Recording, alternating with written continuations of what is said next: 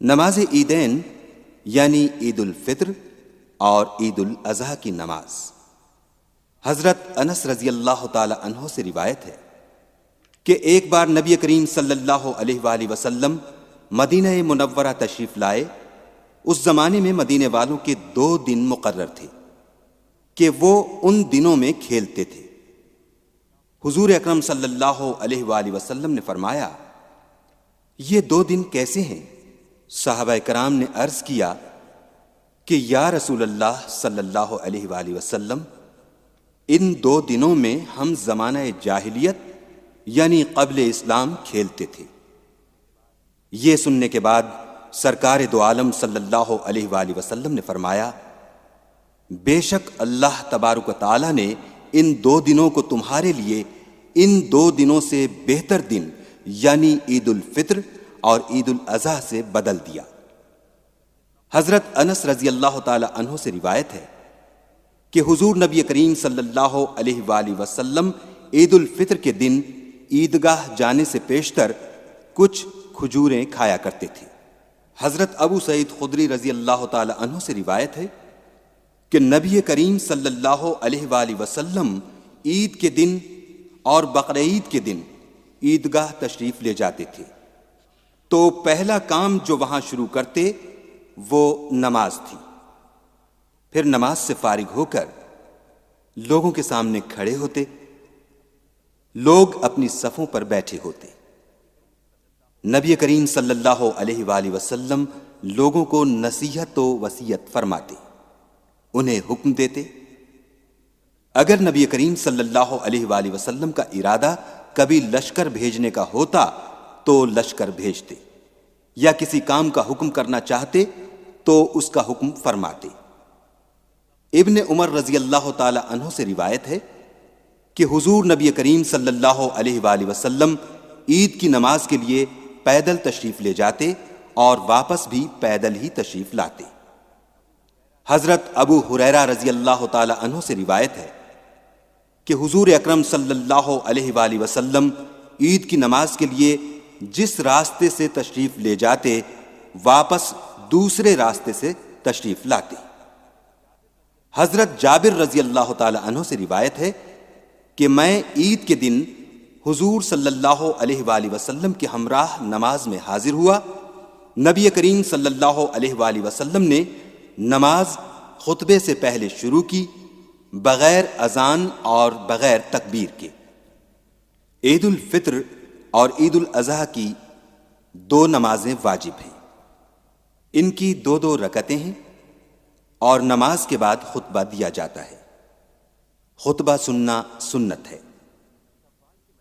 شوال کے مہینے کی پہلی تاریخ کو عید الفطر کہتے ہیں اور ذی الحج کی 10ویں تاریخ کو عید الاضحیٰ کہتے ہیں۔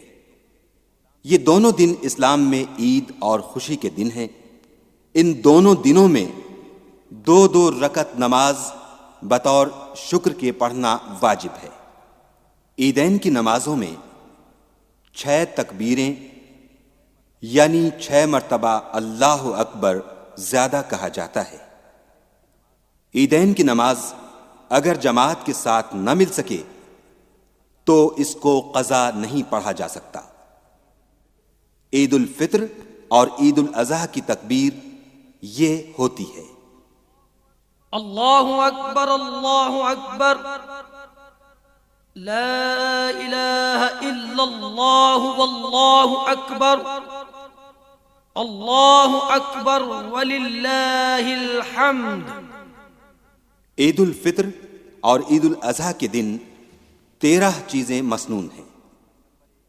نمبر 1، شریعت کے مطابق یعنی جن چیزوں کی شریعت نے اجازت دی ہے ان کے مطابق اپنی آرائش کرنا۔ نمبر 2، غسل کرنا۔ نمبر 3، مسواک کرنا۔ نمبر 4، عمدہ سے عمدہ یعنی بہتر سے بہتر کپڑے پہننا۔ نمبر 5، خوشبو لگانا۔ نمبر 6، صبح کو بہت سویرے اٹھنا۔ نمبر 7، عیدگاہ میں بہت سویرے جانا۔ نمبر 8، قبل عیدگاہ جانے کے کوئی میٹھی چیز یا چھوارے وغیرہ کھانا۔ نمبر 9، عیدگاہ جانے سے پہلے فطرہ ادا کرنا۔ نمبر 10، عید کی نماز عیدگاہ میں جا کر پڑھنا۔ نمبر 11، نماز عید کے لیے جس راستے سے جانا، واپسی میں دوسرے راستے سے آنا۔ نمبر 12، پیدل جانا۔ نمبر 13، راستے میں جب عید الفطر کی نماز کے لیے جا رہے ہوں تو آہستہ آہستہ، اور جب عید الاضحیٰ کی نماز کے لیے جا رہے ہوں تو بآواز بلند یہ تکبیر پڑھنا چاہیے: اللہ اکبر اللہ اکبر، لا الہ الا اللہ واللہ اکبر، اللہ اکبر وللہ الحمد۔ ایک چیز یہ ذہن میں رکھیں کہ یہ تکبیر عید الاضحیٰ سے ایک دن پہلے یعنی 9 ذی الحج کی نماز فجر سے 13ویں ذی الحج کی نماز عصر تک ہر فرض نماز کے بعد پڑھنی واجب ہے۔ اب ہم آپ کو عید الفطر اور عید الاضحیٰ کی نماز کی نیت کے بارے میں بتلاتے ہیں۔ عید الفطر کی نماز کی نیت یہ ہوگی: میں نیت کرتا ہوں 2 رکعت نماز واجب عید الفطر، میں 6 زائد واجب تکبیروں کے امام کے پیچھے واسطے اللہ کے، منہ میرا کعبۃ اللہ شریف کی طرف۔